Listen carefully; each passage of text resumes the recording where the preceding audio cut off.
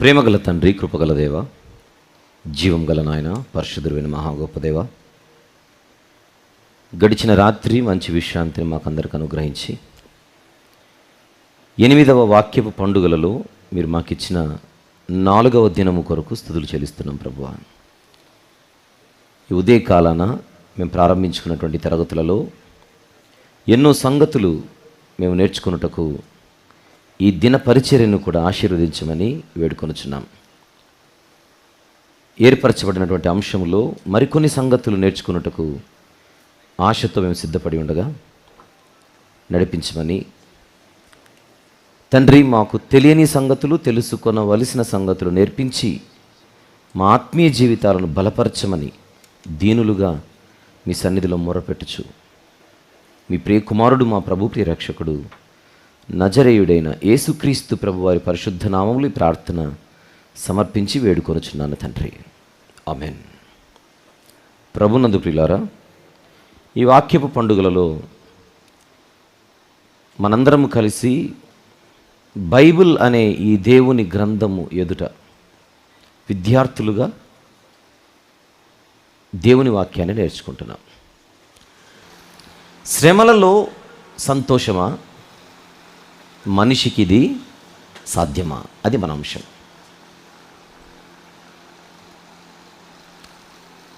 దాని గురించి ఎన్నో విషయాలు మాట్లాడుకుంటూ,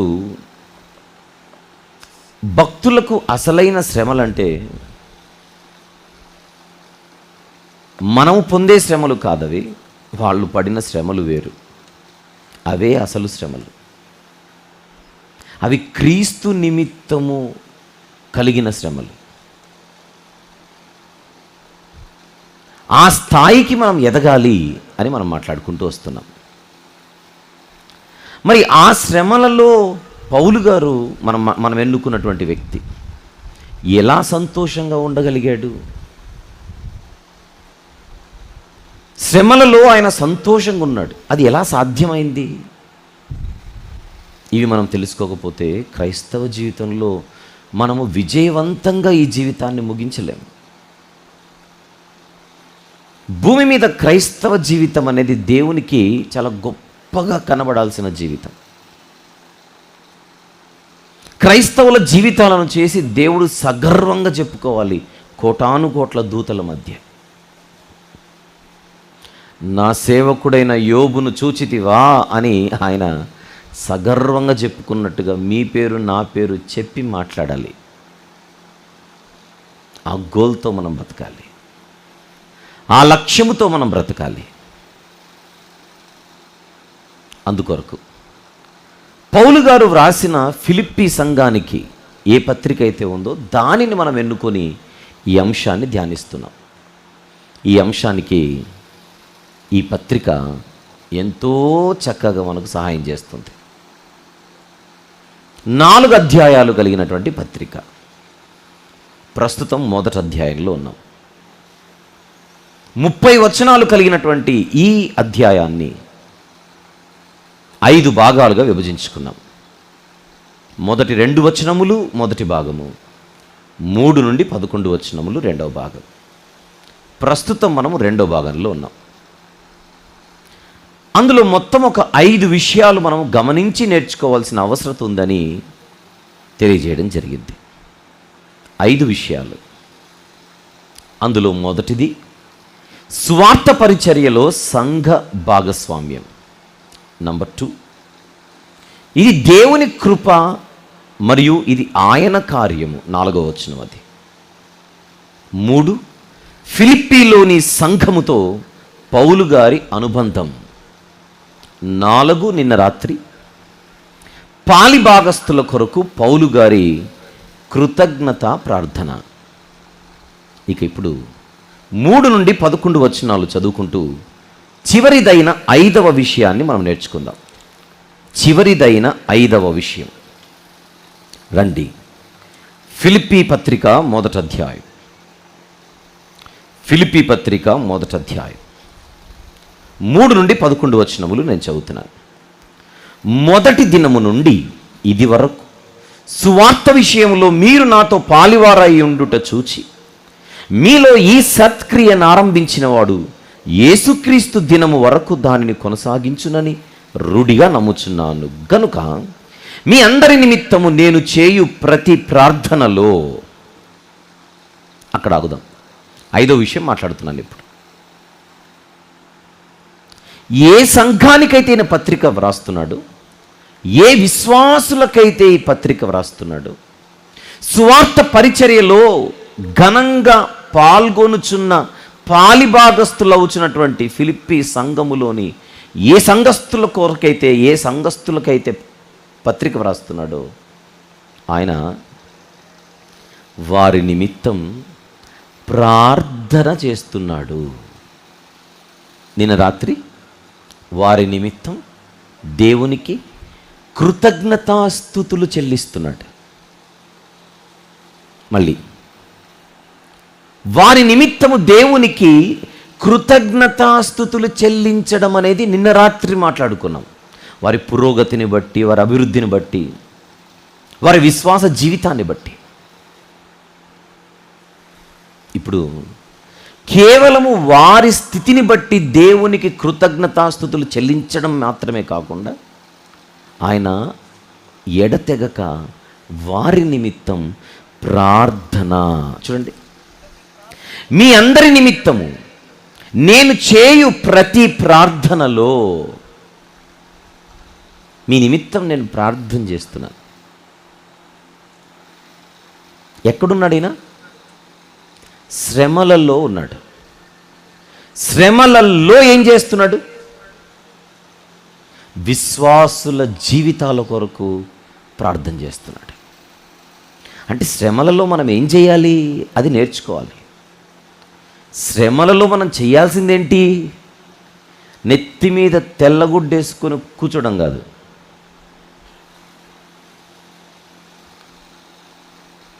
సువార్త పరిచర్యలో మనతో కలిసి ప్రయాణం చేసే వాళ్ళు ఎవరైతే ఉంటారో వాళ్ళందరినీ జ్ఞాపకము చేసుకొనుచు, వారిని బట్టి ఆనందించుచు, వారి యొక్క గొప్ప భక్తి జీవితాన్ని బట్టి దేవునికి కృతజ్ఞతాస్తుతులు చెల్లిస్తూ వారి నిమిత్తం ప్రార్థన చేసే ఒక గొప్ప అలవాటు మనకుండాలి.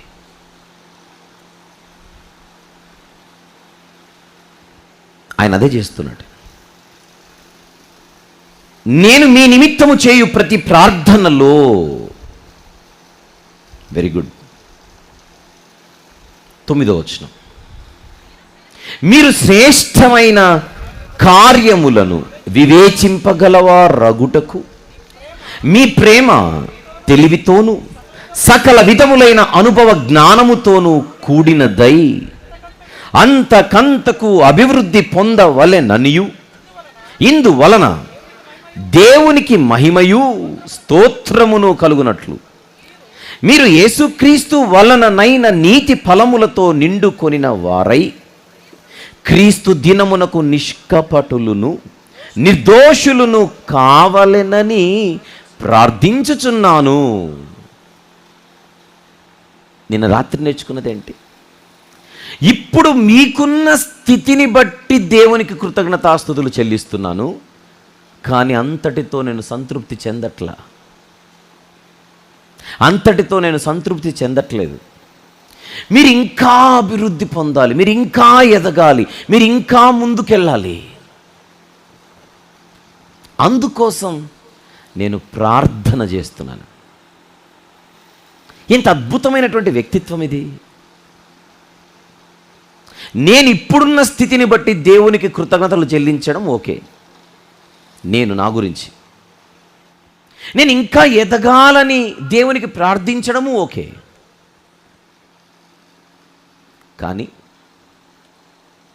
కానీ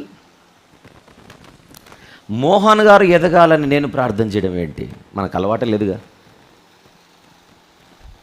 నేను ఎదగాలని ప్రార్థన చేయడం బాగానే ఉంది. తానీషా గారు, చాంద్ బాషా గారు, దివాకర్ గారు, శామ్యుల్ గారు, ఇక్కడున్న దైవ సేవకులందరూ వాళ్ళు రోజు రోజుకి ముందుకెళ్ళిపోయి ఎదిగి ఒక ఉన్నత స్థితిలో వారు కనబడాలని నేను ప్రార్థన చేయడం ఏంటి? అసలు మన డిక్షనరీ ఇలాంటివి ఉండవుగా. నేను ముందుకెళ్ళాలి, నేను ఎదగాలి, నేను నేను నేను టన్నుల కొద్దుంటుంది మనకు స్వార్థం. మనకు లెక్కలు ఉంటాయి. నాకేంటి ప్రయోజనం, నాకేంటి లాభం? అందుకే యేసుప్రభు అన్నారు, ఎవడైనను నన్ను వెంబడింపగోరిన ఎడల అతడు చేయవలసింది మొదట తన్ను తాను ఉపేక్షించుకోవాలి.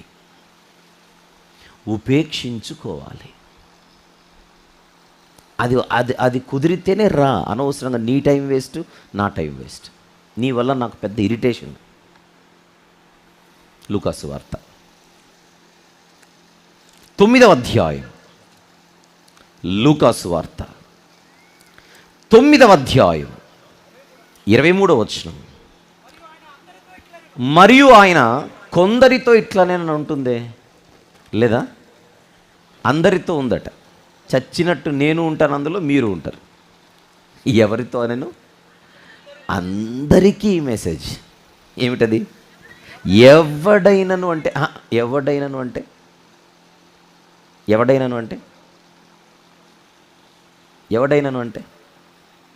నేను చెప్పనా? ఎవడైనను అంతే. ఎవడైనా, చిన్నోడు పెద్దోడు, ఉన్నోడు లేనోడు, తెల్లగున్నవాడు తెల్లగా లేనివాడు, ఇవేమీ లేవు. ఎవడైనా ప్రార్థన చేసేవాడైనా, పాట పాడేవాడైనా, వర్తమానం అందించేవాడైనా, మళ్ళీ మీటింగ్ పెట్టేవారైనా, మీటింగ్లో పాల్గొనేవారైనా, మీటింగ్లో ప్రార్థించేవారైనా, మీటింగ్లో పాటలు పాడేవారైనా, మీటింగ్లో వాక్యం అందించేవారైనా, అందరినీ కలిపితే ఎవడైనా నన్ను వెంబడించాలనుకుంటే నంబర్ 1 కండిషన్, నిన్ను నువ్వు మర్చిపో, తన్ను తాను ఉపేక్షించుకోవాలి. అది కండిషన్ నంబర్ 1. నా దగ్గరకు వచ్చి నీ లెక్కలేసుకోకు,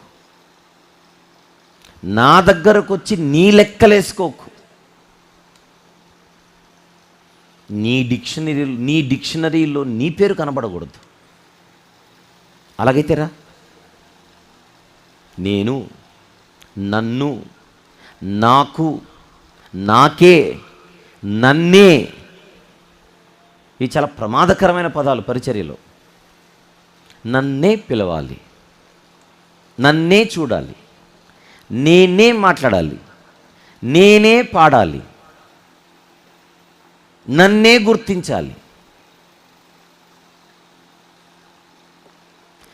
వీటిని దరిద్రపు లెక్కలు అంటారు. కరెక్ట్ పదం. పనికిమాలిన లెక్కలు అంటారు. ప్రభు దగ్గర ఇవి పనికిరావు.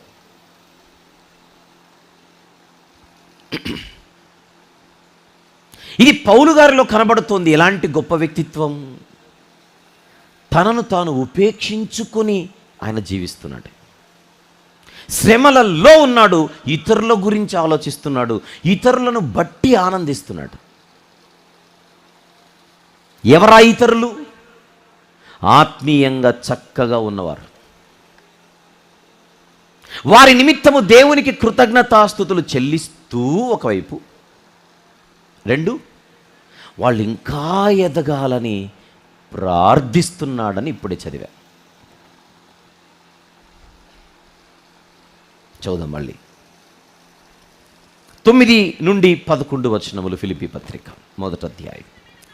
మీరు శ్రేష్టమైన కార్యములను వివేచింపగలవారగుటకు మీ ప్రేమ తెలివితోనూ సకల విధములైన అనుభవ జ్ఞానముతోనూ కూడినదై అంతకంతకు అభివృద్ధి పొందవలెనని, ఇందువలన దేవునికి మహిమయు స్తోత్రమును కలుగునట్లు మీరు యేసుక్రీస్తు వలననైన నీతి ఫలములతో నిండుకొనిన వారై క్రీస్తు దినమునకు నిష్కపటులను నిర్దోషులను కావాలనని ప్రార్థించుచున్నాను. మీరు ఇలానే ఉంటే నో, మీరు ఎదిగితేనే దేవునికి మహిమ, ఇందువలన దేవునికి మహిమ అన్నాడు చూడండి మధ్యలో. ఇందువలన దేవునికి మహిమ, ఇందువలన దేవునికి మహిమ. మీరు ఎదిగితే దేవునికి మహిమ.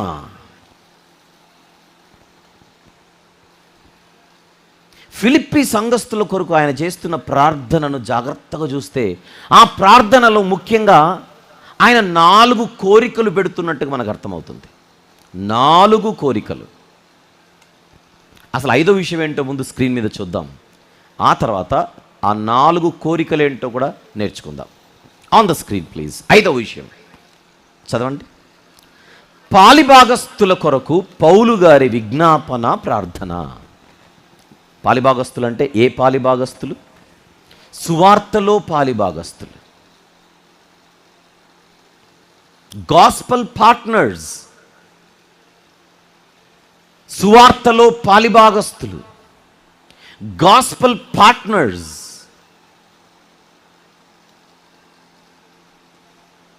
సువార్తలో పాలిభాగస్తుల విషయంలో సేవకుడు ఎలా బాధ్యతగా వ్యవహరిస్తున్నాడో చూడండి. ఫిలిప్పీ సంఘస్థులను అడ్డుపెట్టుకొని ఈయన ఎదగాలని కాదు ఈయన లెక్క, వాళ్ళు ఎదగాలి.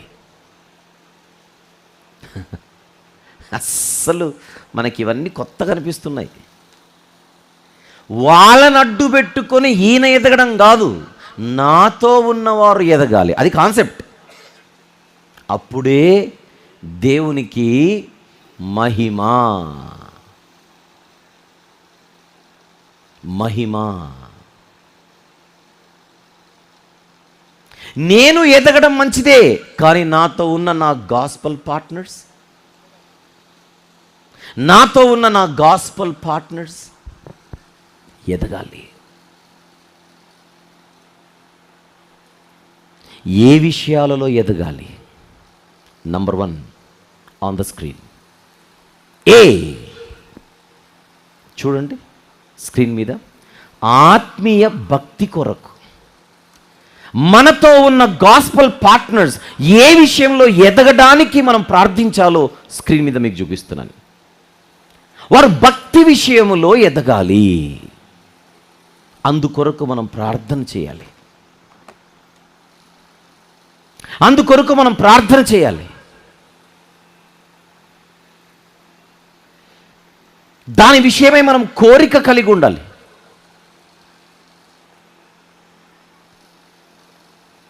నాతో ఉన్నవాడు నేను చెప్పిందంతా చేయాలి కాదు,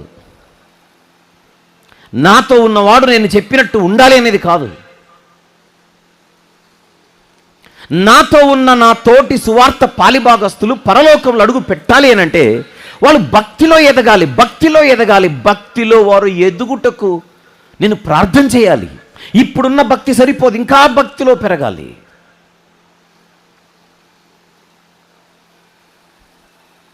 భక్తిహీనతకు సంబంధించిన కొన్ని ఛాయలు ఇంకనూ ఉంటాయి మనకు బాప్తిస్మము తీసుకున్నప్పటికీ.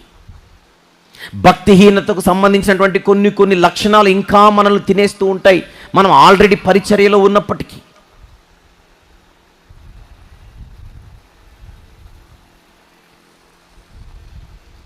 నా తోటి సహోదరులు, నా తోటి సోదరీమణులు ఎవరైతే నాతో కలిసి సువార్త పరిచర్యలో ఉన్నారో దేవుని ఎదుట వాళ్ళు ఫెయిల్ అవ్వకూడదు భక్తి విషయంలో అని నేను తప్పించాలి. ఇది నిర్మలమైన మనసు అంటే. మనలో ఎంతమందికి ఉంది అలవాటు? మనలో ఎంతమందికి ఉంది అలవాటు? నంబర్ 2, అలవాటు లేకపోతే అలవాటు చేసుకుందామని పిలుపునిస్తున్నాను ఈ సందర్భంగా. శ్రమలు మర్చిపోతున్నాడు, అందరి కొరకు ప్రార్థనలు చేస్తున్నాడు. Number 2 on the screen. భక్తిలో ఎదగడం మాత్రమే కాదు, వారు జ్ఞానంలో కూడా ఎదగాలి. భక్తిలో ఎదగడం మాత్రమే కాదు, నా తోటి సువార్త పరిచారకులు, నాతో కలిసి సువార్తలో పాల్గొనే పాలిభాగస్తులు భక్తితో పాటు ఆత్మీయ జ్ఞానంలో ఎదగాలి. మళ్ళీ మొదటిది చూపించు. ఆత్మీయ భక్తిలో ఎదగాలి. Spiritual devotion. భక్తిని ఇంగ్లీష్లో ఏమంటున్నాం?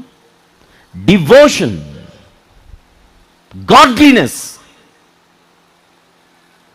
స్పిరిచువల్ డివోషన్లో ఎదగాలి. Number 2, spiritual discernment. డిసర్న్మెంట్ అంటే జ్ఞానము, వివేచన, తెలివి.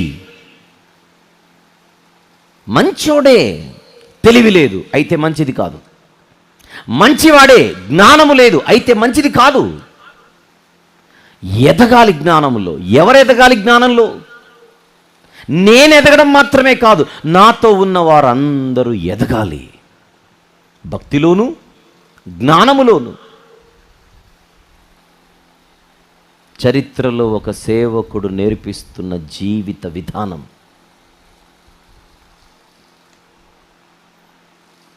ఎంత అద్భుతమైన జీవితం ఇది! ఎంత బాగుంది జీవితం! ఎంత బాగుంది జీవితం! జ్ఞానంలో ఎదగడం. నా ఎదుటివారు జ్ఞానంలో ఎదగడానికి నేనేం చేయగలను? ఏం చేయగలను?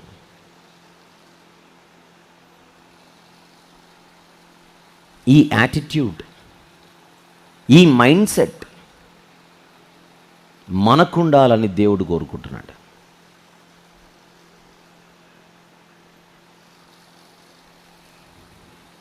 నాతో కలిసి ఎవరైనా వాక్యం చెబుతున్నారనుకోండి,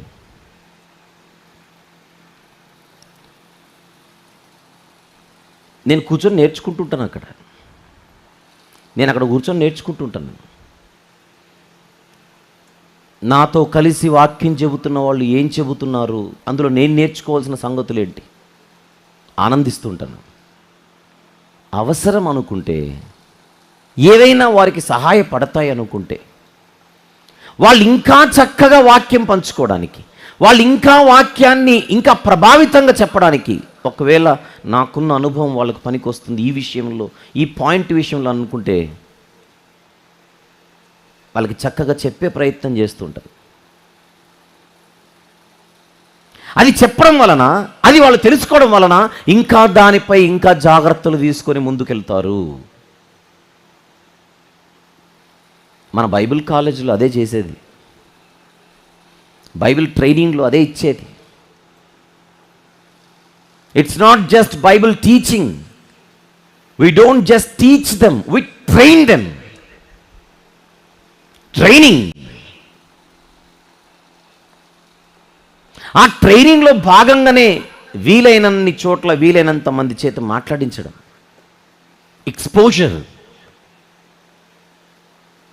ఎక్స్పోజర్ ఉంటే ఎక్స్పీరియన్స్ వస్తుంది.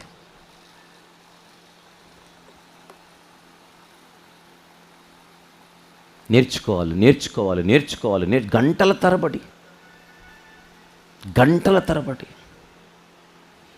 ఏదో 2 ముక్కలు చెప్పేసి మీరు చదువుకోండి, మీరు వెళ్ళిపోండి అని కాదు. కీళ్ళు మూలుగులు అన్నీ ఓపెన్ చేసి తిన్నంత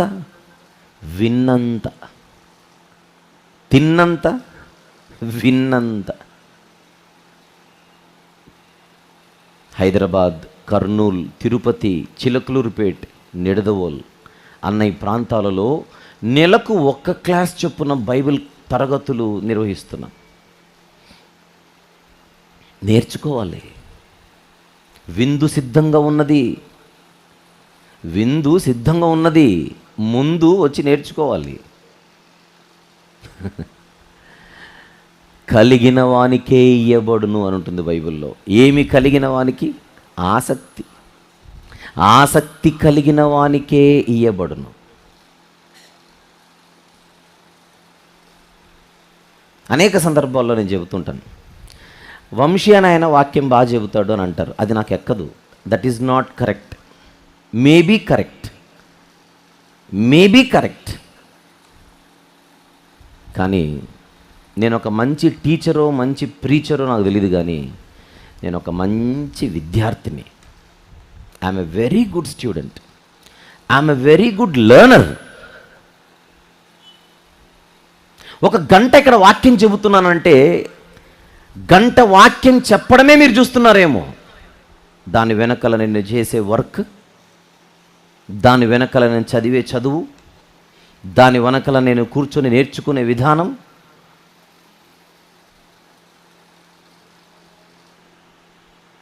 లర్నర్స్.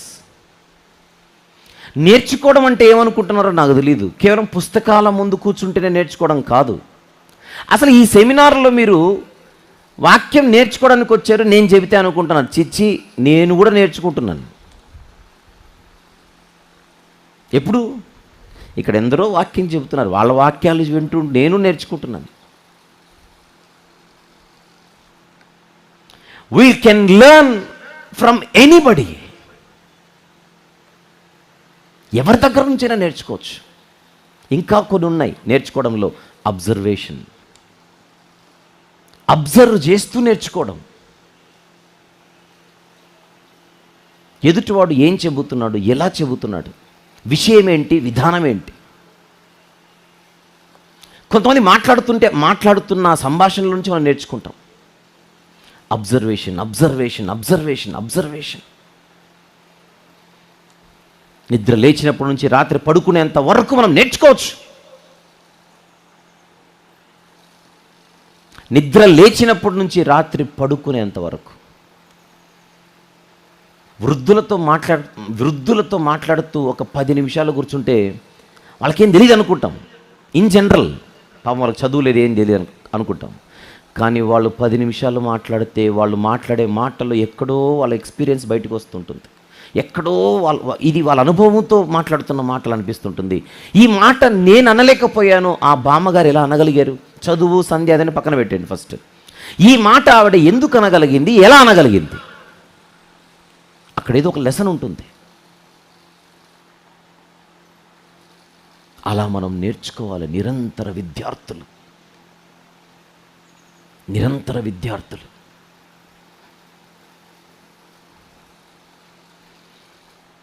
చిన్నపిల్లల నుంచి పెద్దల వరకు ప్రతి ఒక్కరి దగ్గర మనం నేర్చుకునే సంగతులు ఎన్నో ఉంటాయి.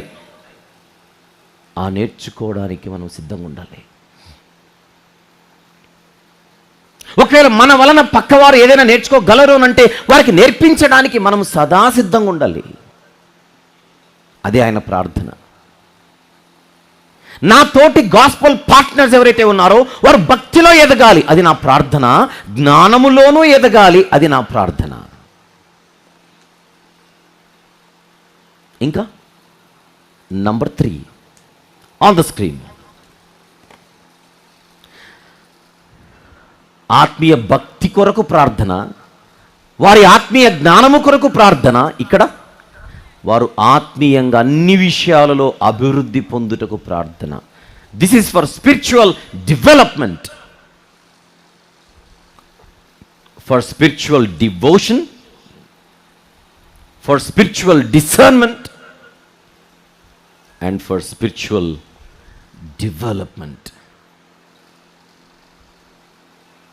ఏంటి ఆత్మీయ అభివృద్ధి అంటే? కొంతమంది ఒక్కదానిలోనే మంచి పట్టు ఉంటుంది. ఇందులో ఉన్నంత చురుకుదనం, ఇందులో ఉన్నంత హుషారు పక్క వాటిలో ఉండదు. చిన్న ఎగ్జాంపుల్ చెప్తా. దేవుడు పరిశుద్ధంగా ఉండమన్నాడు, అంతేనా? రైట్. స్నానాలు చేయడం మానేద్దామా? పరిశుద్ధంగా ఉండమన్నాడుగా. స్నానంతో పని ఏముంది? స్నానం చేయడం అనేది పరిశుభ్రత. హృదయాన్ని స్వచ్ఛంగా పెట్టుకోవడం అనేది పరిశుద్ధత. ఏది కావాలి ఇప్పుడు చెప్పండి? 2 కావాలి. పరిశుద్ధత ఉండాలి, పరిశుభ్రత ఉండాలి. బైబిల్ పట్టుకున్నాము, పరిచర్లో తిరుగుతున్నాం, అంతా బాగానే ఉంది. కానీ మనిషిలా ఉండొద్దు. ఫస్ట్ ఆఫ్ ఆల్ చూసేటోడికి మనిషిలా ఉండాలి లేదా? ఇంత జుట్టు పెంచుకొని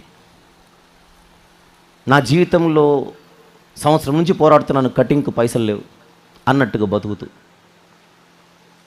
ఎవరైనా దాన ధర్మాలు చేస్తే రూపాయి ఒక 50 రూపాయలు వస్తే నేను బార్బర్ షాప్కి వెళ్తాను కటింగ్ చేసుకోవడానికి అన్నంతగా బతికి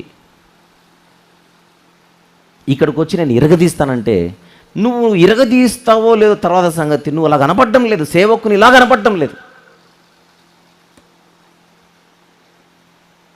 అగ్గిపుల్ల తీసుకొని నెత్తి మీద అలా పెడితే టకటక లేచిపోతే ఎండిపోయిన గడ్డి, ఆ తలకు నూనె ఉండదు. యవనస్తులకు చెబుతున్నాను, నూనె పెట్టుకొని చావచ్చుగా, ఎండిపోయి ఉంటుంది అది. అబ్బబ్బబ్బబ్బబ్బబ్బ. ప్రసంగి గ్రంథం చూడండి ఏమన్నాడు ప్రసంగి గ్రంథంలో. స్టైల్, మాటకు ముందు దేవుడు, మాటకు తర్వాత దేవుడు. 9వ అధ్యాయం 8వ వచనంలోని చివరి మాట. ప్రసంగి గ్రంథం 9వ అధ్యాయము 8వ వచనంలోని చివరి మాట. నీ తలకు తలకాయ ఉంటే, దాని ఫస్ట్ ఆఫ్ ఆల్ ఇక్కడ పాయింట్ ఏంటి? నీకంటూ ఒక తలకాయ ఉంటే ఏం చేయాలి? నూనె తక్కువ చేయకు.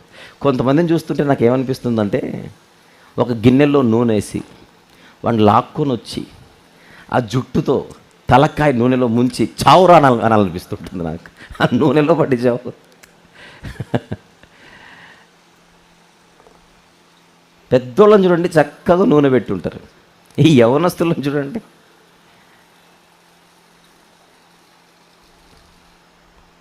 దేవుడు దేవుడు దేవుడు దేవుడు దేవుడు అదంతా ఓకే. ముందు స్నానం చేసిరా, ముందు ఆ తలకాయకి నూనె పెట్టు, ముందు కటింగ్ చేసుకుంటారా.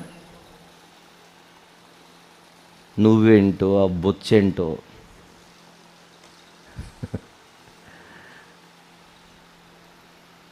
ఆ డ్రెస్ ఏంటో. ఇప్పుడు పెద్ద పెద్ద రిచ్ డ్రెస్సులు కొనుక్కొని వేసుకోమని చెప్పట్లా, ఉన్నంతలో చక్కగా ఉండు.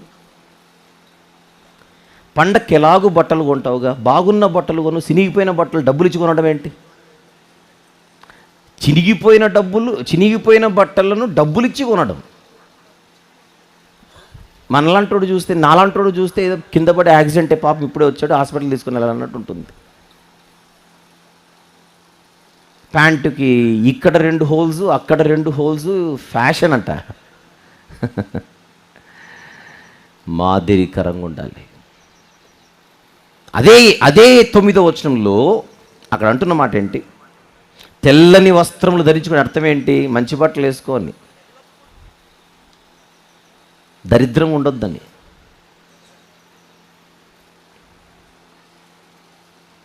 ఆత్మీయ అభివృద్ధి అంటే అర్థం ఏంటి? 360 డిగ్రీస్లో నువ్వు మాదిరికరంగా ఉండాలి. 360 డిగ్రీస్లో. ఇంకొంతమంది ఉంటుంది, హుషారు ఉండదు, చురుకుదనం ఉండదు, పాటలు బాగా పాడతారు, పోనీ వాక్యం బాగా చెప్తారు అనుకోండి, చిన్నివి కూడా మిగిలిన చెప్పాలి.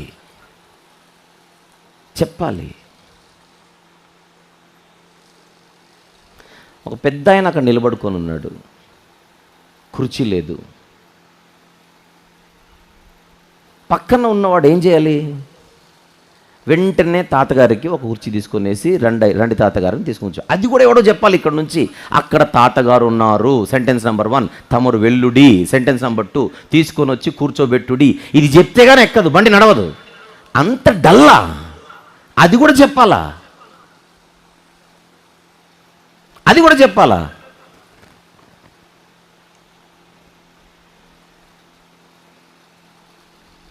తెలుగులో ఏమంటారు దాన్ని? దద్దమ్మలు అంటారు. అంత దద్దమ్మలుగా ఉండడం ఏంటి? గ్రో.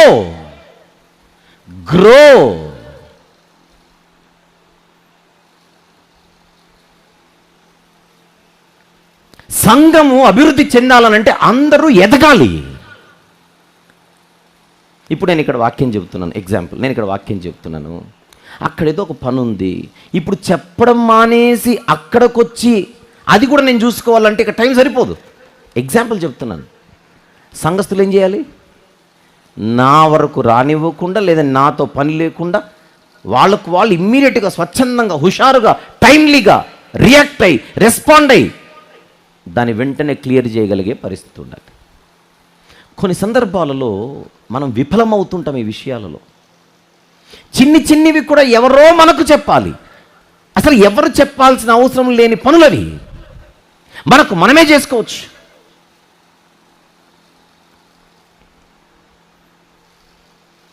పెద్దవాళ్ళు వచ్చారు, వందనాలు చెప్పు. నేను విన్న బైబిల్ మెసేజెస్లో వందనాలు చెప్పమని ఎక్కడ నాకు చెప్పలేదు అనకు. అది చెప్పరు, అది కూడా చెప్పరు. వందనాలు చెప్పమని స్పెషల్గా నీకు ఒక అరగంట తరగతి ఎవడు తీసుకోడు. అది నీకు తెలియాలి. కామన్ సెన్స్ అంటారు దాన్ని, కామన్ సెన్స్ అది.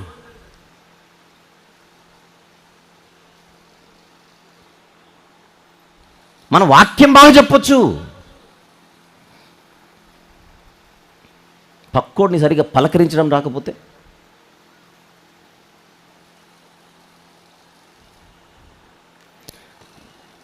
పశ్చిమ గోదావరి జిల్లాలో నేను ఒకసారి మీటింగ్కి వెళ్ళాను. ఆ మీటింగ్లో కొందరి గురించి నాకు వచ్చినటువంటి ఒక చిన్న ఫీడ్బ్యాక్.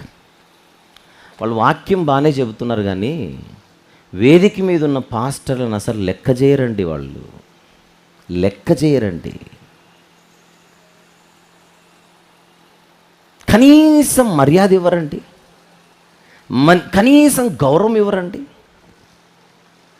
లెక్కలేనితనం, మీకేమీ తెలియదు, మీకేం తెలియదు, కూర్చొని వినండి. అలాంటి యాటిట్యూడ్. అంటే ఏం గమనిస్తున్నారు జనాలు? నేను ఎన్ని రెఫరెన్స్లు చెబుతున్నాను, ఎంత మర్మాలు చెబుతున్నాను, ఎంత జ్ఞానం చెబుతున్నాను, ఎన్ని లోతైన విషయాలు బయటికి తీస్తున్నాను, ఇవన్నీ కాదు. ముందుగా పక్కోడికి మర్యాద ఇవ్వడం వచ్చే మర్యాదనివ్వడం అనే మేనర్స్ ఉన్నాయో లేదా చూస్తున్నారు. నాకు ఎన్ని రెఫరెన్స్లు తెలుసు కాదు, నాకున్న మేనర్స్ ఏంటి, నాకున్న మర్యాదలు ఏంటి.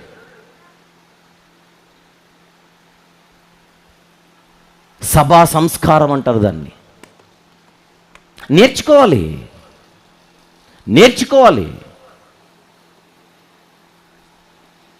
మనకు తెలీదు, మా ఊర్లో ఇలానే మాట్లాడతారు, మా ప్రాంతంలో ఇలానే ఉంటారు అని అనకూడదు. ప్రపంచమంతా ఇప్పుడు కనెక్ట్ అయిపోయింది ప్రతి ప్రాంతానికి.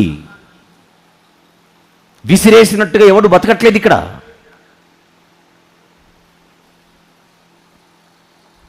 మనకంటే బాగా మాట్లాడేవారు మాట్లాడుతుంటే ఓహో ఇలా మాట్లాడాలన్నమాట అని నేర్చుకోవాలి. మనకంటే బాగా వ్యవహరిస్తుంటే ఎవరైనా ఇలా వ్యవహరించాలన్నమాట అని నేర్చుకోవాలి, ఇలా ప్రవర్తించాలన్నమాట అని నేర్చుకోవాలి.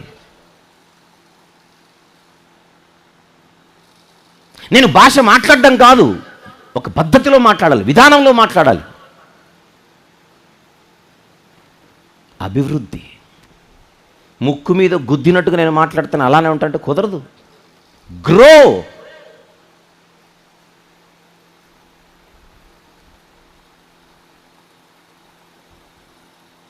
తిమోతి గారిని పౌలు గారు అక్కడికి వెళ్ళి నువ్వు పరిచర్య చేసుకొని రా అని పంపిస్తుంటాడు.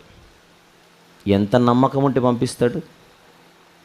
ఈ బిడ్డ వెళ్తే నాకు కంప్లైంట్స్ ఏమీ రావు. అది తిమోతి గారి మీద ఆయనకున్న కాన్ఫిడెన్స్, తీతు గారి మీద ఆయనకున్న కాన్ఫిడెన్స్. ఆయన దృష్టిలో తిమోతి అన్న ఆయన ఎదిగినవాడు, తీతు అన్న ఆయన ఎదిగినవాడు. ఎదగాలి. ఆత్మీయ అభివృద్ధి.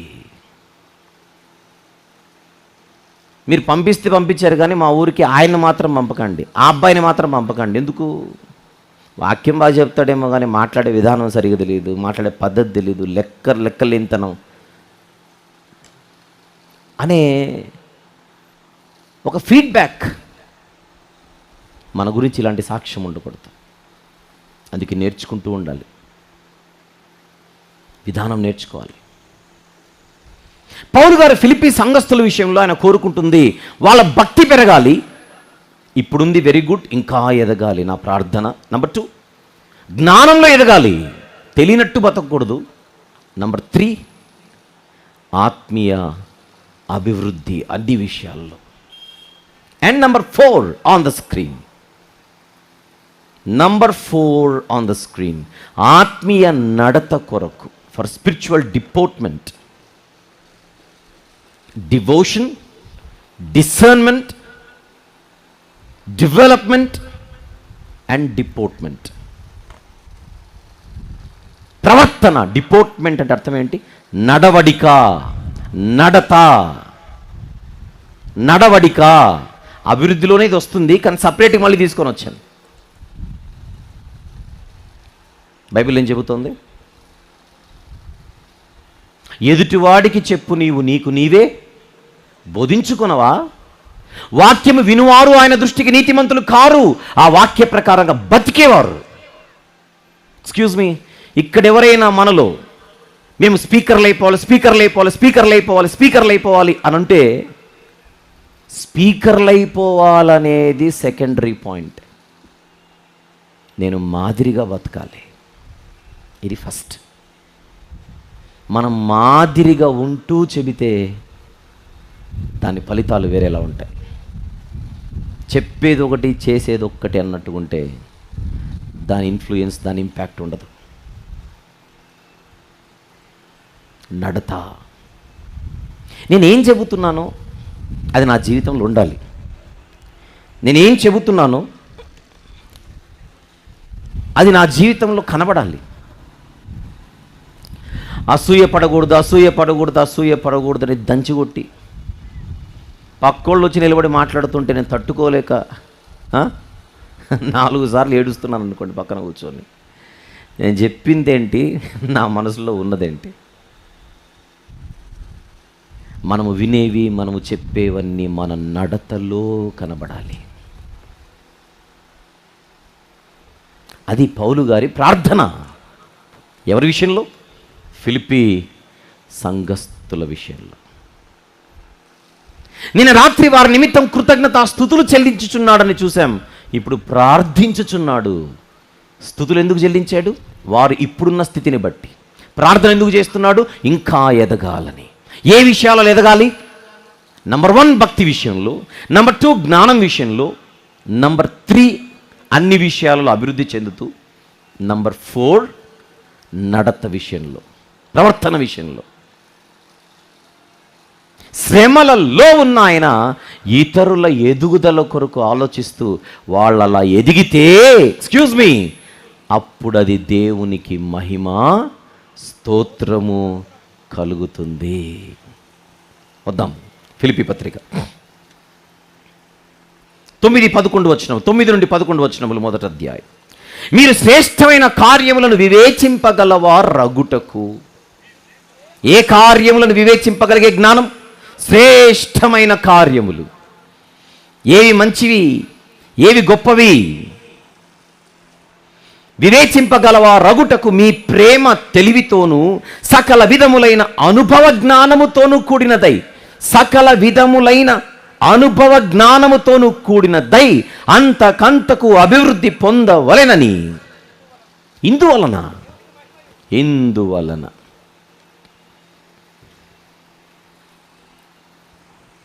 దేవునికి మహిమయు స్తోత్రమును కలుగునట్లు మీరు యేసుక్రీస్తు వలననైన నీతి ఫలములతో నిండుకొనిన వారై క్రీస్తు దినమునకు నిష్కపటులను నిర్దోషులను కావాలనని ప్రార్థించుచున్నాను. ఏవి శ్రేష్టమైనవో, ఏవి అవసరం లేనివో మనం ఆలోచించాలి. అలాంటి జ్ఞానం మనకు అవసరం. అలాంటి వాటి విషయంలో మనం ఎదగాలని ఈ సేవకుడు శ్రమలలో ప్రార్థిస్తున్నాడు. ఇప్పుడు అల్టిమేట్గా విషయం ఏంటంటే, శ్రమలలో ఉన్న ఆయన ఈ విశ్వాసులను బట్టి ఆనందిస్తూ వాళ్ళు ఇంకా ఎదిగితే దేవునికి ఇంకా మహిమ కలుగుతుందని కోరుకుంటుంటే, శ్రమలలో బాధపడడం పక్కన పెట్టి వారి నిమిత్తం సంతోషముతో స్తుతులు, సంతోషముతో ప్రార్థనలు, సంతోషముతో స్తుతులు, సంతోషముతో ప్రార్థనలు. ఈ 3 నుండి 11 వచనాలలో మనం ఏం నేర్చుకోగలమో స్క్రీన్ మీద చూద్దాం. సువార్త భాగస్వాములను బట్టి సంతోషం. సువార్త విషయంలో సంఘము యొక్క ఉత్సాహాన్ని చూస్తూ, సువార్త విషయంలో సంఘము యొక్క ఉత్సాహాన్ని ఆయన చూస్తూ వారిని బట్టి సంతోషిస్తున్నాడు. మొదటి రెండు వచనాలలో ఏం నేర్చుకున్నాం? ద్వేషాన్ని తీయుటలో ఆయన ఆనందిస్తున్నాడు. సువార్త భాగస్వాములను బట్టి ఆనందిస్తున్నాడు. శ్రమలలో ఏం ఆలోచించాలి, దేని మీద దృష్టి పెట్టాలి, మన ఫోకస్ దేని మీద ఉండాలి అన్నది మనము ఒక్కొక్క మెట్టు ఎక్కుతూ నేర్చుకుంటున్నాం. ప్రియ సోదరులారా, సోదరిమణులారా, దయచేసి ఈ సెమినార్ నుంచి వెళ్ళేలోగా మనందరం ఒక మంచి నిర్ణయంతో ఇక్కడి నుంచి బయలుదేరదాం. అదే, ఈరోజు మనకున్న దైనందిన జీవితంలోని ఇబ్బందులు ఏవైతే ఉన్నాయో వాటిని వీలైనంత మనము పట్టించుకోకుండా బతుకుతూ, వాటిని మన మనసులో పెట్టుకొని బలహీనపడకుండా, ఎవరో ఏదో అన్నారు, ఎవరో ఏదో ఒక మాట అనేశారు, ఇవన్నీ వద్దు. మాట అన్నోడు పోతాడు, మనము పోతాం. అన్నోడు పోతాడు, అనిపించుకున్నోడు పోతాడు. దీని గురించి ఆలోచిస్తూ మనం ఎందుకు కాలాన్ని వృధా చేసుకోవాలి? మనల్ని దేవుడు చాలా గొప్పగా చూడాలనుకుంటున్నాడు. ఆ గొప్ప స్థితికి ఎదగడానికి ఒక్కొక్క అడుగు ముందుకేసుకుంటూ వెళ్ళిపోదాం. అందుకే భక్తులను చూద్దాం. ఇప్పుడు సమాజంలో ఉన్న వాళ్ళని కాదు, బైబిల్లో ఉన్న భక్తులను చూద్దాం. వారి జీవితాలు, వారికి దేవునితో ఉన్న సహవాసాన్ని చూస్తూ వారిలా మనం బతకడానికి మాదిరిగా పెట్టుకొని, విశ్వాసమునకు కర్తయు దాన్ని కొనసాగించేవాడైన యేసుక్రీస్తు వైపు చూస్తూ మనము ప్రయాణం చేస్తే ఆయన తిరిగి వచ్చే దినాన మనము నిష్కపటులుగా, అనింద్యులుగా ఆయన ఎదుట కనబడతాం. ఇది 3 నుండి 11 వచనాలు. మొదటి అధ్యాయంలో మొత్తం 5 భాగాలు, అందులో 2వ భాగం ఇక్కడితో సమాప్తం. తదుపరి సెషన్లో మరొక భాగంలోనికి వెళ్దాం. ప్రార్థన చేసుకుందాం. ప్రేమగల తండ్రి, కృపగల దేవ, ఈ ఉదయకాలము ఫిలిప్పీ పత్రికలోని మరొక భాగాన్ని మేము పఠించుటకు, ధ్యానించుటకు మీరు ఇచ్చిన ఈ చక్కని సమయమును బట్టి, సహాయమును బట్టి స్తుతులు చెల్లిస్తున్నాము నాయన. మరెన్నో సంగతులు ఈ పత్రికలో నేర్చుకున్నట్టుకు, మరింత బలముగా మేము ప్రయాణం చేయుటకు సహాయం చేయమని యేసు ప్రభు వారి పరిశుద్ధ నామములోనే ప్రార్థన సమర్పించి అడిగి వేడుకొనుచున్నాము తండ్రి. Amen, amen.